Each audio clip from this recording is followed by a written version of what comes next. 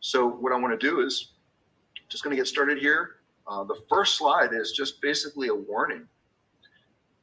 You cannot unlearn the truth. So once you understand the process that we're going to teach today about charitable gifting of real estate and the power behind it, it's going to be up to you to take some action on it. Mostly the next step for almost everyone, really, especially at the beginning, is just to learn more. This is a sample. This is a tasting of the full course meal, which is to come. But you're not going to get the full course meal today. You're just going to get a sample of it. But you're going to get the knowledge enough to know that this is an actual legitimate way to really make an impact in the community.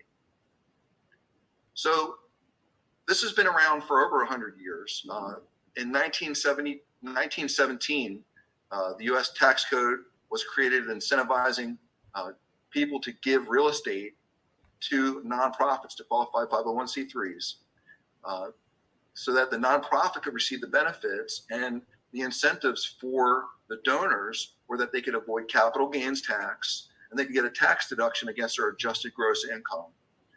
So for a potential donor or a donor to give a piece of property, there's a lot more benefits than just giving cash. Last year, over $9 billion was donated to nonprofits in this country. A total of $454 billion was gifted, but only $9 billion of that came through real estate, which is actually not a lot, especially when you consider the fact that 43% of our nation's wealth, 43% of our country's wealth is tied up in real estate, while less than 3% of our nation's wealth is in cash. So people are donating, the vast majority, 98% of the donations are coming from the cash pocket, which is only less than 3% of our nation's wealth, while only 2% of our wealth is being utilized to give, which it's a very small amount when there's 43% of our wealth tied up in real estate.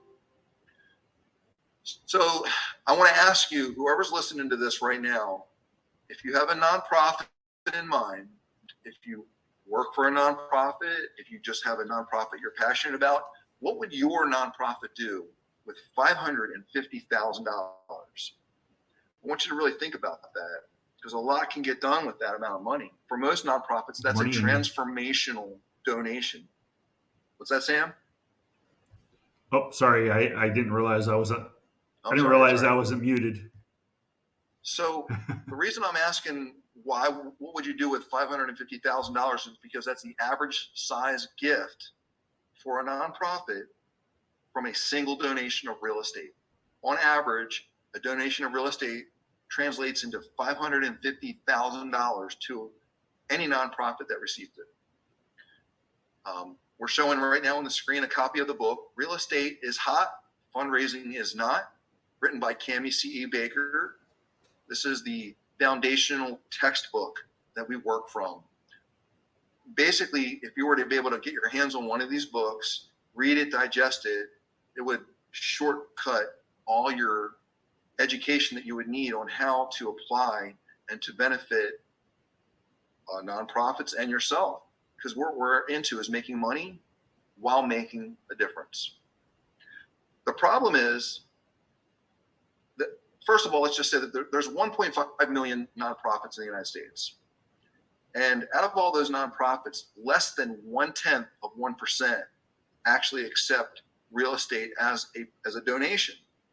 If you were to show up at your local Boys and Girls Club with a donation of $500 in cash in your left hand and the deed to a property worth $500,000 in your right hand, it's very unlikely. It's almost never going to happen that they would actually accept the real estate. They'll take the $500 and thank you for your generosity. The reason is because there's a lot of complexity to accepting a donation of real estate. If you really step back and think about it, there's two ways that most people know about how to accept or for a donor to give or for a nonprofit to accept a donation of real estate. There are three ways But very few people know about the third way, and the third way is what we're going to teach about today. But first, I want to go over the first two ways and help you understand why the third way is so important. So the first way, the donor can actually just sell the real estate themselves and give the proceeds of the sale to the nonprofit. In this circumstance, the donor is going to pay all the capital gains tax if applicable. They're going to pay all the taxes associated with the sale of the property, and whatever's left, they'll give to the nonprofit. But like in this scenario, let's say that the property is worth $600,000. There's a $200,000 mortgage on it, which would automatically, you'd assume that would be $400,000 in equity that they could give to the nonprofit. But that doesn't actually translate, because when the donor sells the property, they're going to pay all the taxes associated with it, and they're going to probably collect closer to $300,000.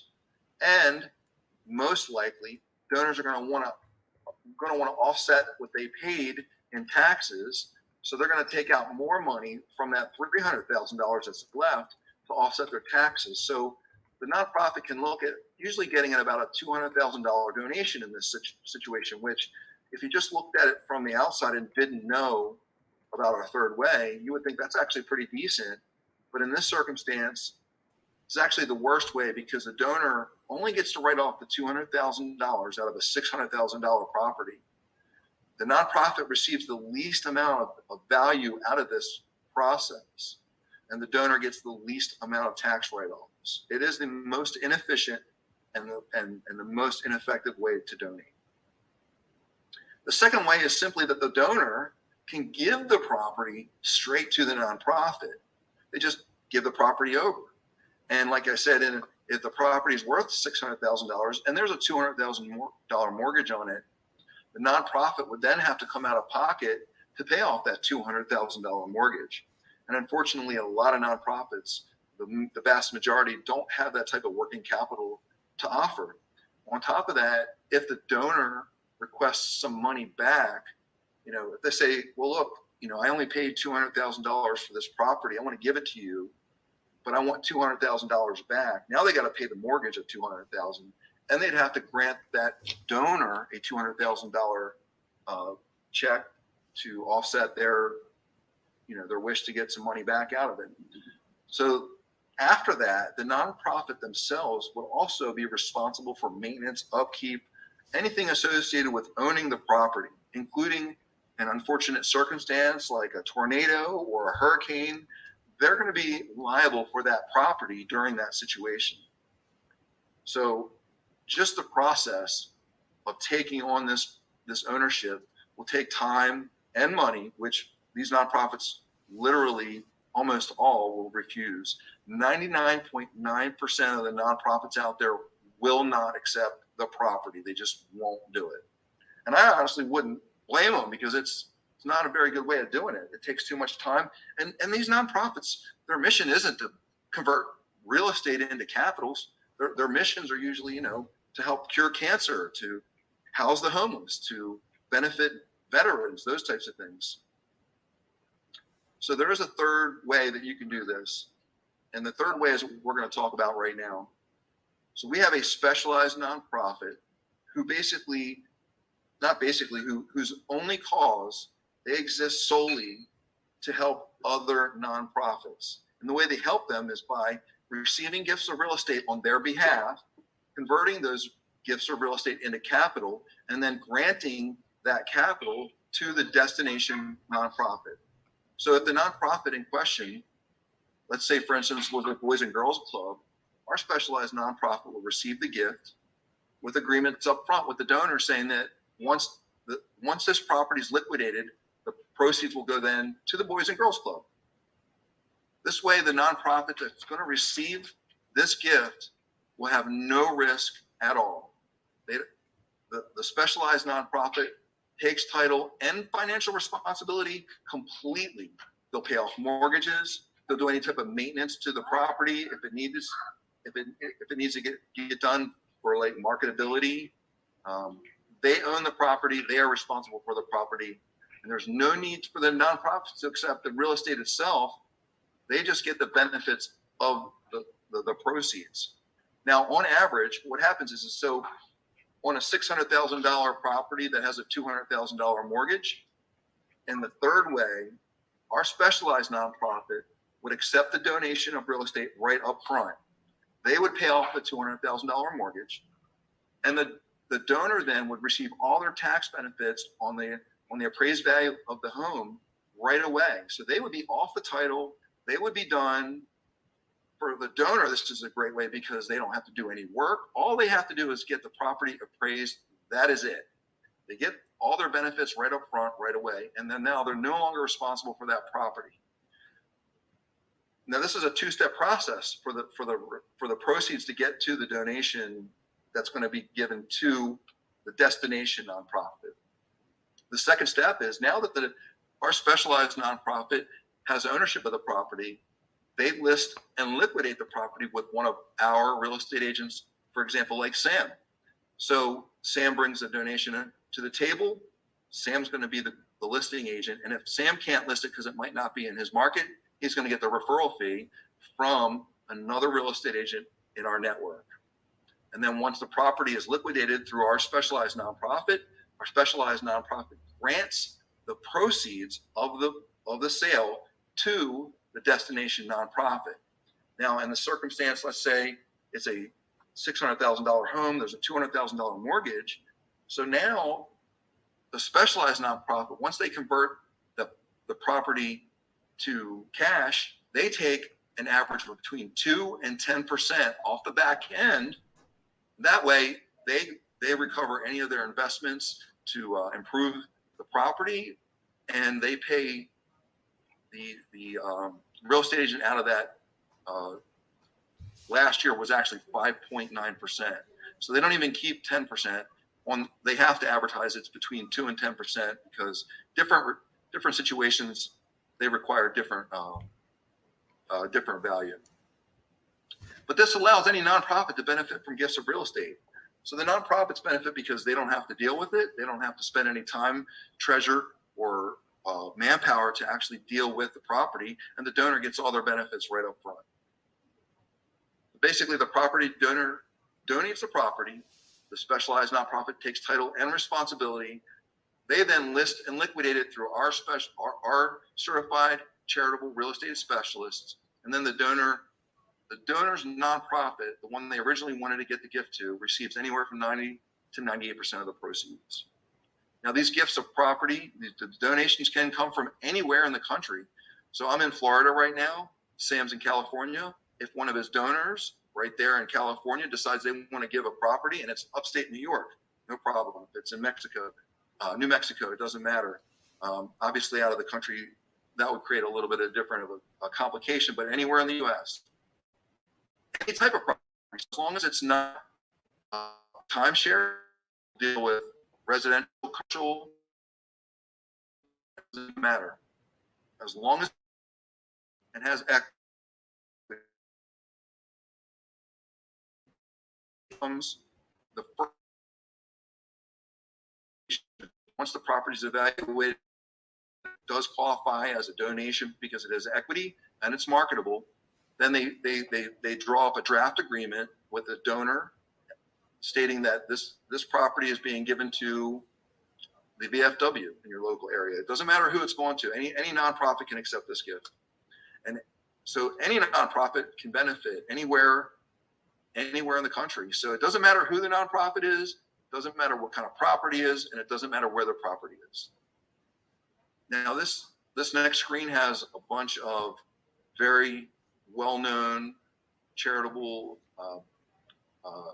companies that are listed on it. Fidelity Charitable is the one that jumps out to me because it's the largest charitable organization in the country. But all these nonprofits have benefited from charitable real estate through our specialized nonprofit. United Way, AARP, Habitat for Humanity. These are all well-known organizations that do not handle their own real estate. These are some more. There's another list right here. Duke University, Hillsdale College, Georgia State. None of these organizations deal with the real estate. They don't accept the property themselves. What they do is they have a third-party nonprofit who takes title, processes the sale, and then grants them the funding. That's how they do it.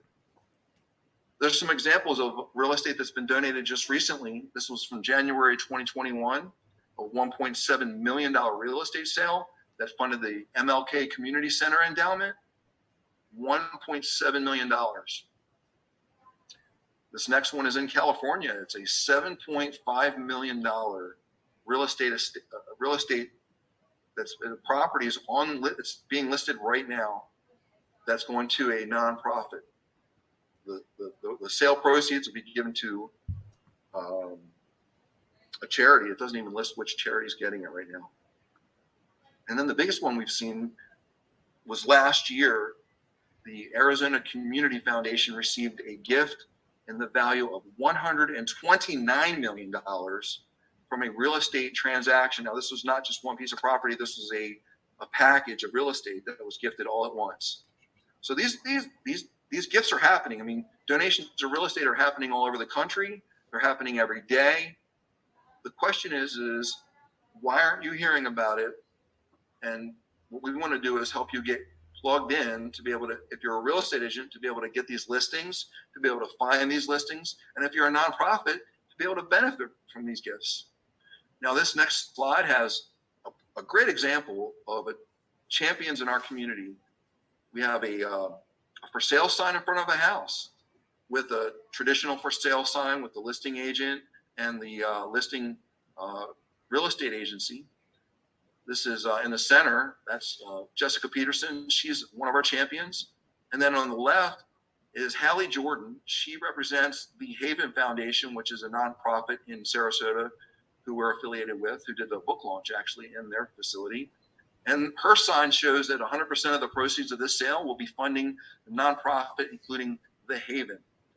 And then off to the right is Cami C.E. Baker, the founder of our organization. And this just represents what it looks like at the, when a home is being listed, the people that are involved, and a PR campaign that will be following it. So as a real estate agent, I'm not in real estate. I don't sell real estate. I don't do anything with real estate other than help nonprofits receive the gifts, the funding of it.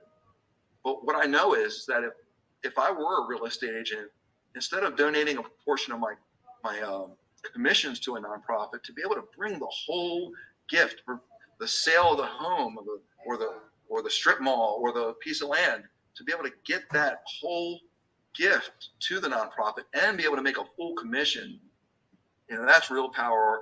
And going forward, I would want to market myself to anybody in my community with this as one of the reasons why people would want to do business with me. So the solution to what we're talking about here, the reason that most of these nonprofits won't accept real estate is because they don't know about this third way. We are the real agents of change. We call it the ROC, RAOC. What we are the only organization in the world that's educating and instructing and certifying real estate agents, financial planners, title companies. We're creating all the marketing, all the education to bring this to your community. There's a certified charitable real estate specialist certification that you can get through us. We have the system, the support, and the strategy to leverage real estate for real change to help you make money, making a big difference. Now, Cami C.E. Baker is the queen of social responsibility campaigns, and this is the best social responsibility campaign that you could ever involve yourself in. You're going to attract over 80% of your marketplace by separating yourself from the rest of your very competitive field. You'll have access to the marketing, social media posts, library of information, thousands of hours that have been dedicated toward building a library of documents, of videos, of interviews, of all kinds of marketing that you can personalize with your information on it. We also have an international database map. It's actually an interactive map that features our certified charitable real estate specialists on it. Whether you're a real estate agent, financial planner, nonprofit, or maybe someone like myself who's not even involved, just a concerned citizen. And on this map, this is an example of what the website looks like.